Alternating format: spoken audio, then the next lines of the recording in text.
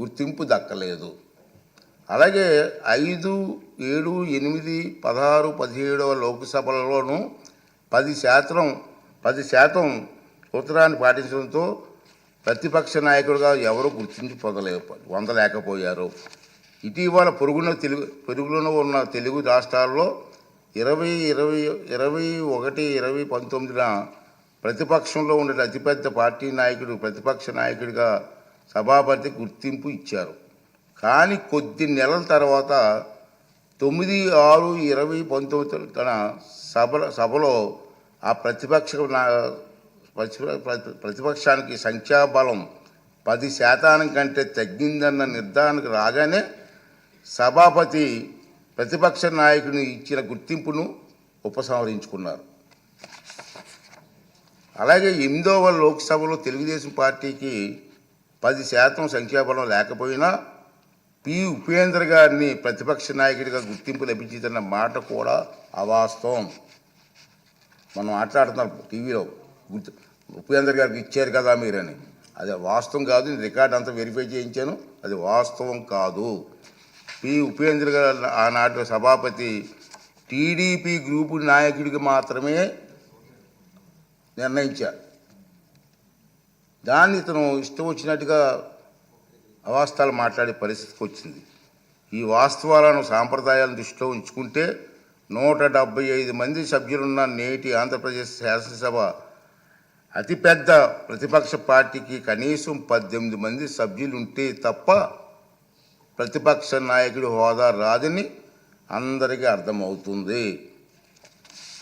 ఈ నిబంధనలు సాంప్రదాయాల ఉదాహరణలో జగన్మోహన్ రెడ్డికి తెలియదని చాలామంది అనుకుంటున్నారు. కానీ తప్పు. తెలుసు.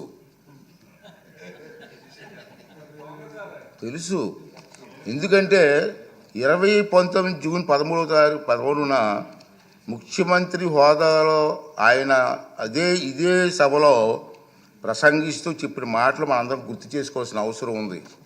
చంద్రబాబు నాయుడు గారికి 23 మంది శాసనసభ్యులు ఉన్నారు. ఒక 5 కానీ లాగేస్తే ఆయనకు 18 మంది కూడా ఉండరేమో. ఈ హోదా 17 మంది ఉంటారు.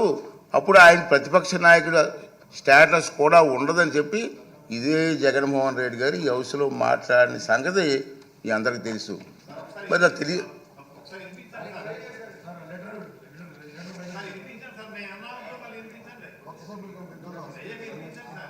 అదే చెప్తాం కదా.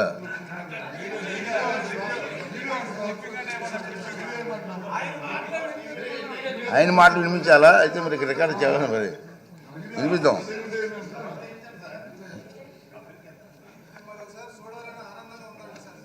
అతనే చెప్పారు నీకు హోదా పోయేదానికి అవకాశాలు ఉన్నాయి. మరి తెలియదనే మాట అది వాస్తవం కాదని చెప్పని అందరికీ అర్థమవుతుంది. ప్రతిపక్ష నాయకుడిగా గుర్తింపు పొందాలంటే సభలో కనీసం 10% సంఖ్యాబలం ఉండాలన్నది నిబంధన గురించి ఆయనకి స్పష్టంగా తెలుసునని సభాముఖంగా ఆయన చెప్పిన ప్రసంగం రుజువు చేస్తుంది. ఇలా కోరి మతిమరుపు తెచ్చుకోవడం మాజీ ముఖ్యమంత్రిగా మాజీ ప్రతిపక్ష నాయకుడిగా ఆయన హోదాకు తగిన కాదని నా అభిప్రాయం.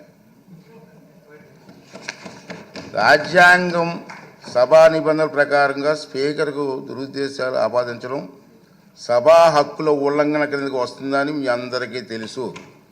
ఈ పాయింటే. అయినప్పటికీ వైఎస్ జగన్మోహన్ రెడ్డి ఇప్పటి వరకు సాధించిన దుష్ప్రచారాన్ని సంధి ప్రేలాపనలు అంటున్నాను. మా సైడ్ సంధి ప్రేలాపనలు అంటారండి. సంధి ప్రేలాపనలను పరిగణలోకి ప్రేలాపనలుగా పరిగణించి క్షమిస్తున్నాను. సభాపతి హోదాలో క్షమిస్తున్నాను. ఈ ధోరణి ఇలాగే కొనసాగిస్తే భవిష్యత్తులో ఎలాంటి చర్యలు తీసుకోవాలనేది ఈ సభలోని సభ్యుల సమిష్టి విజ్ఞతకు వదిలేస్తున్నాను.